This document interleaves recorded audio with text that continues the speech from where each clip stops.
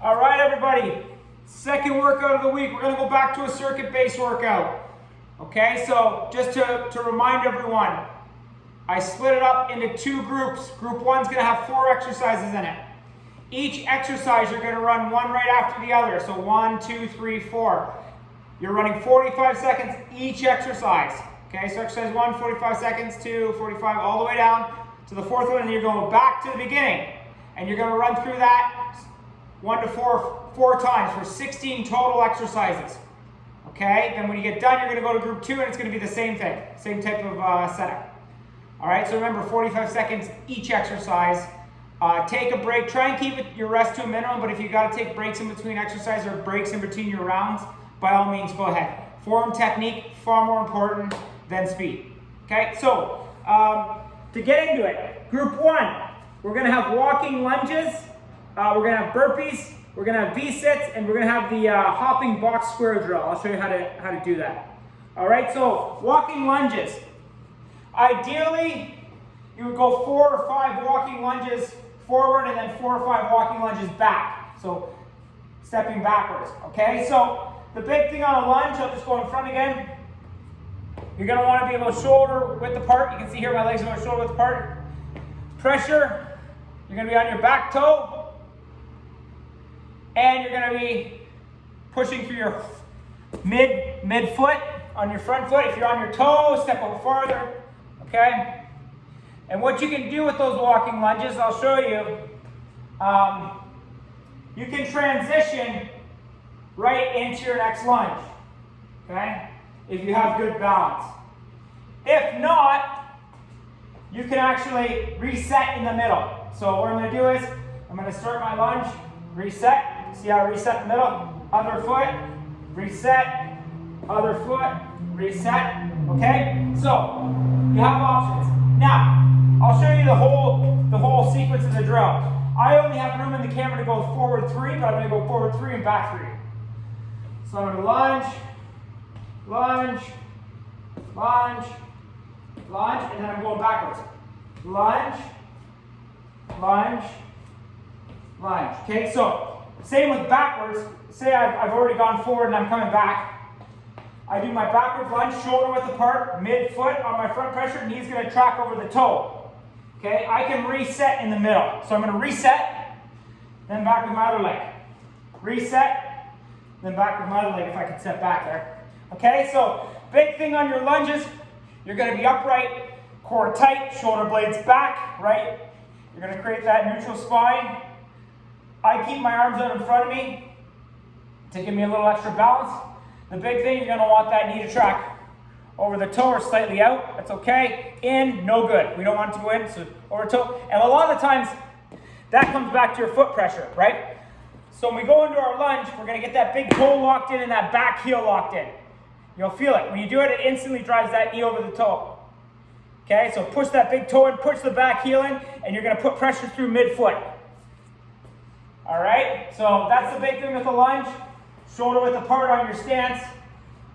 Mid-foot, mid-foot. Okay, so that's your walking lunge. You're going to walk forward and you're going to walk back. If you can only do two lunges forward, then 2 lunges back, that's fine. Just keep moving. All right, so you have options there with the reset in the middle if you need.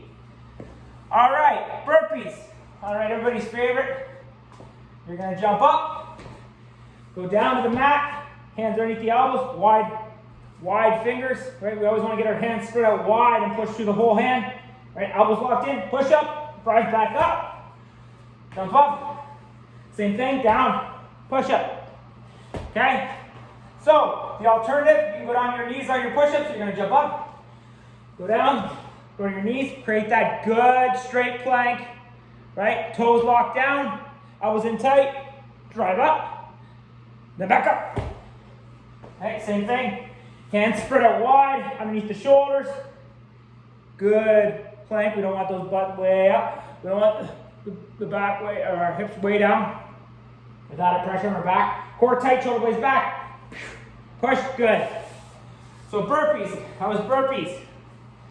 Next one is a V-sit. Okay, so V-sit, you're going to drive up, touch the toes, back down. Okay? If that's not possible. If it puts too much stress on your back, you can keep one foot down, drive up 2 hands to 1 foot. Okay? So that's possible as well. Alright, another way you can do it, if you can still do your V-sits, but you can't keep your legs off the ground the whole time, like you can't do this way where you keep it off the ground, you can set them down in between reps. So drive up, set them down.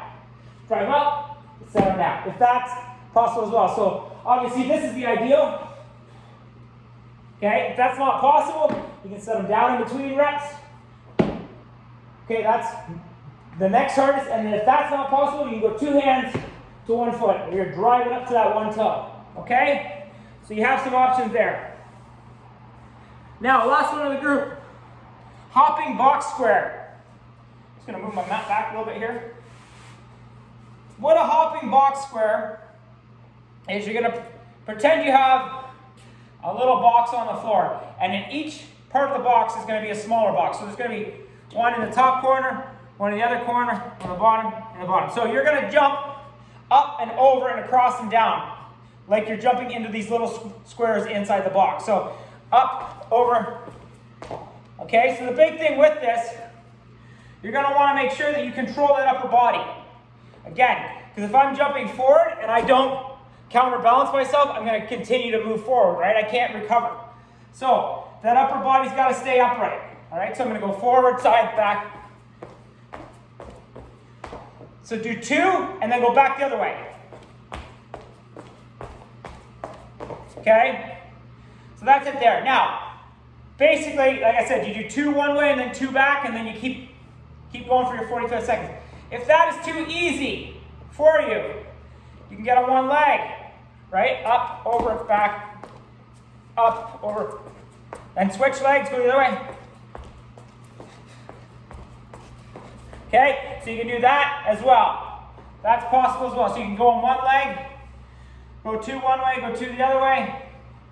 All right, so you have some options there. 2 foot, basically you're just trying to keep that upper body, because if I lean too far back, I'm going to go this way. If when I'm jumping forward, if I lean too far forward, right with my upper body, I'm going to go way forward on that jump. Or if I'm too far back, I'm going to be on my heels and I can't recover to continue my jump. So on your toes. Okay, so see how my upper body counterbalances? I always say it's like the skiers, if you are a skier, if you watch skiers do their little moguls, right? You watch how little that upper body really is moving, right? Their lower body is counterbalancing constantly. That upper body that trunk is staying upright, right? They're counterbalancing constantly with little movement in that upright. Same thing applies for you when you're jumping these squares. Okay, so just remember, it's called a hopping box square jump. You can put tape on the ground first if you want. Put tape on the ground with a bigger square and then divide it into 4 quadrants. Okay? So that's your first group. Walking lunges, burpees, V-sits, and hopping box square jumps. Alright? Next group. You got opposite hand, opposite foot planks, bridges, 180-degree squat jumps, and groiners. Groiners is a new one. I'm sure you'll really love it. It is a difficult exercise. So we'll go through them. First one, opposite hand, opposite foot planks. All right, the big thing with this is to get the feet just outside shoulder width, right? It gives you that base, right? Because if my feet are close together and I lift an arm, I'm going to fall over. Okay, so keep that in mind.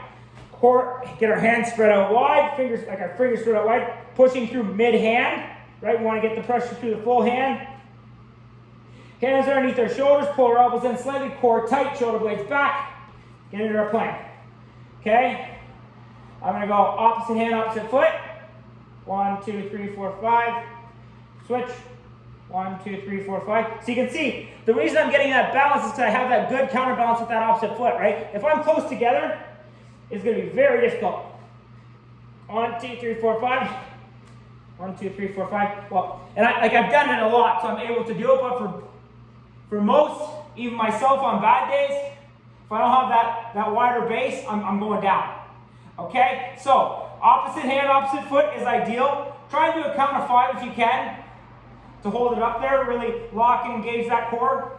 Now, if that's not possible, we're going to do an around the world plank, right? And be honest with yourself. If you keep falling over, do the around the world because you want to improve. Okay, so same idea. Hands spread, fingers spread out wide, push through the full hand. Make sure those hands are underneath my shoulders, core tight, shoulder blades back, pull those elbows in. I'm going to go hand for 5, hand for a count of 5, foot for a count of 5, foot for a count of 5, and then repeat with our around the world. Okay? So you have opposite hand, opposite foot planks or around the world planks. Big thing, core tight, shoulder blades back. Get those hands spread out wide, right? Pushing through that full hand, right? Get them underneath your shoulders. Bring those elbows in tight so you're creating one unit of torque all the way through. All right, bridges. Okay, so the bridge, this time, get those feet 9 degrees, both shoulder width apart, pushing through that midfoot. All right, core tight. Now, I want to focus on that drive this time. So you're going to really drive up hard, lock it, 1, 2, down. Drive up hard, 1, 2, down. Drive up hard, 1, 2, down. So focus on that explosive drive up. Okay? Drive, 1, 2, down. 1, 2, down. Okay, so I want us to really explode up our hips up through. Really engage those glutes. Engage those hamstrings. Okay, really, really pull them tight. Okay, so we're not focusing on the hold so much at the top this time. We're focusing on explosive movement. Okay? So that's your bridges. And then you have 180-degree squat jumps. So this is them here. You're going to get in your squat jump position. Okay? You're going to be mid-foot on your pressure, on your foot pressure, feet about shoulder width apart. Some people might have a little bit wider stance. Some people might have a little bit narrow stance. It's all a comfort thing. Big thing, pushing mid-foot. Make sure those knees track over the toes or slightly out. They don't track in. All right? So this is it here. You're going to get in that squat and you're going to explode up. And you're going to use that outside arm that's turning to drive you. Okay, so. All right, I'm going to drive. So you can see that outside arm, that where if you're turning, it's going to help drive you across. So really focus. Overshot the arm. Okay, so cushion that landing, right, and trying, if you can, to drive you back across. So that's the idea. I'm going to drive, cushion, drive, cushion, drive, cushion. Now, if that's not possible, you can drive, set, reset, core tight, shoulder back, drive, cushion, reset. Okay, so it gives you a little bit of time to make sure you're in proper position to reset to do that drive. Now, if that's not possible, if you can't do a 180, we're going to do 90. Okay, so same idea. Okay, cushion that landing, cushion the landing. Okay, make sure you're really cushioning that landing. So you have some options. All right, if that's not possible with a jump, you do squat, step, squat, step. So you see, I'm still driving my arms through to try and create that explosiveness through my hips. I'm just not jumping. Okay, so you have some variations there that you can do. But that is your 180-degree squat jumps. Next one is groiners. Basically, you're in a plank position. All right, so we're going to go hands out wide. Spread those fingers out. Push through full hand. All right, underneath our shoulders. Elbows in, core tight, shoulder blades back. And you're going to start with one foot up by that hand. And you're going to alternate. So I'm going to drive the other foot up. Drive the other foot up. Okay, this is it here.